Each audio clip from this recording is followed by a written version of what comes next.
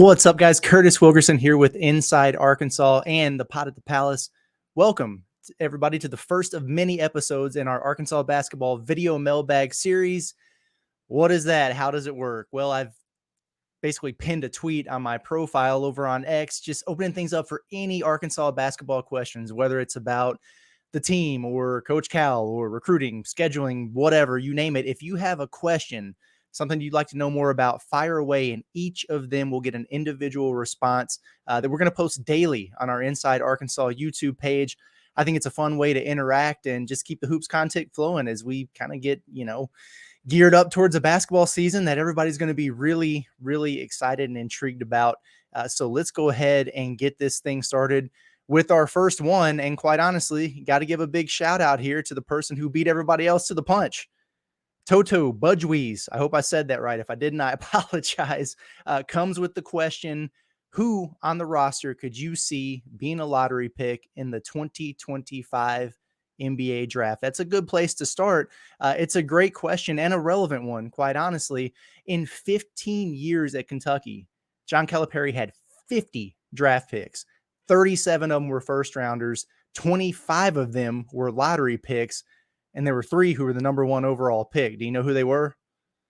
John Wall, Anthony Davis, Karl Anthony Towns.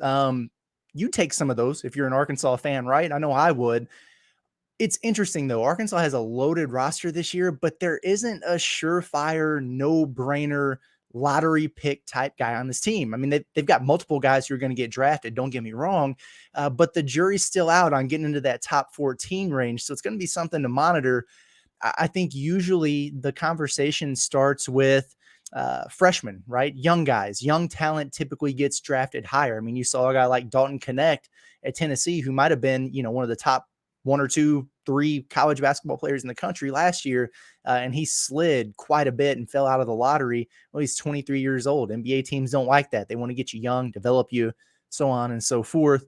So from that standpoint, I think 2 McDonald's All-Americans coming in stand out to me, Boogie Fland and Carter Knox. And I've seen both of those guys, as well as Trevon Brazils and Adu Thiero, DJ Wagner, Big Z, all those guys I've seen as draft picks in early mocks. But I got to be honest with you, they're really all over the place right now. I mean, you might go to one mock draft and see, Carter Knox in the first round. You might go to the next one, you see him not even in the draft and in a 2-round projection there. So it's early. These things are fluid. You take those things with a grain of salt, even though they're pretty cool to watch. If I had to pick one, my best guess would be Boogie Fland, though. He's a bit undersized at 6'2", 175-ish, but he's such a gifted and talented playmaker. I think if he can really establish himself as a point guard with scoring chops as a true freshman in the SEC, he's a guy who could really sneak up into that conversation.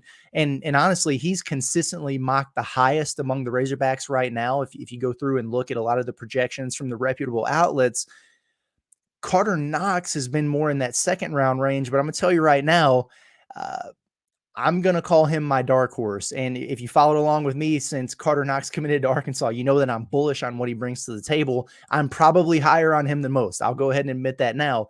But I love the size, 6'6", 225. I really think that plays right away on the wing. I love his ability to create offense for himself. And his brother Kevin was already a lottery pick under Coach Cal. So I think that matters too. You got a good guy to turn to get a little bit of advice there on how it works and what you need to do to get to where you want to be. The older guys, I think, would be, maybe tough to get all the way into that lottery conversation, in my opinion, but I don't think it's out of the realm of possibility to get multiple first rounders out of that group if these guys really pop. Adu Thiero was a guy who was mocked in some first round projections earlier in the summer. Why is that? A guy who's averaging 7 and 5 at Kentucky, last season as a sophomore. Well, it's because you can see the potential and that he's starting to reach it. You're talking about a 6'8", 225-pound guy who's versatile. He can play multiple positions. He can guard multiple positions. It's really for him whether or not he takes that next step as a 3-point shooter. We'll see. Time will tell. Trevon Brazils was trending, towards lottery conversation, quite honestly, before his injury.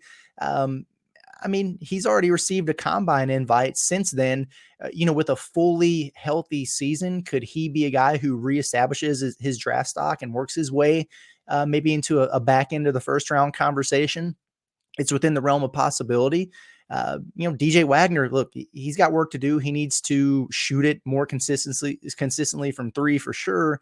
And he's got to stay healthy as well and get that ankle right. But I mean, we're talking about a guy who's not far removed from being a number one prospect in his class and a burger boy himself. So a lot of potential there.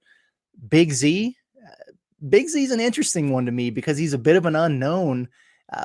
Still, though, at the end of the day, we're talking about a guy who's 7'2". He can shoot threes and he can pass at his position. There is absolutely a market for that in the league, in the NBA. So to answer your question, that was a long-winded way of doing it. And I know I threw a bunch of things out there, but I would probably put my money on Boogie Fland if I'm looking for the most likely lottery pick to come off of this roster. Carter Knox, that's going to be my dark horse of a guy who could get into that lottery conversation. Again, I'm bullish on him. I think he's going to pop and have a big year for Arkansas. But several of those guys I do think could get into that draft conversation or even push their way into the first round conversation as well. So there you go. So again, appreciate the question from Toto. Really good stuff. And keep them coming, folks, because we're going to be posting a new video from this series every single day until we run out of them and get closer to this basketball season. We're excited about it. So make sure you get subscribed to our YouTube page over at Inside Arkansas and follow along. And again, appreciate you guys. It's been Curtis Wilkerson with Inside Arkansas, and we'll see you again soon.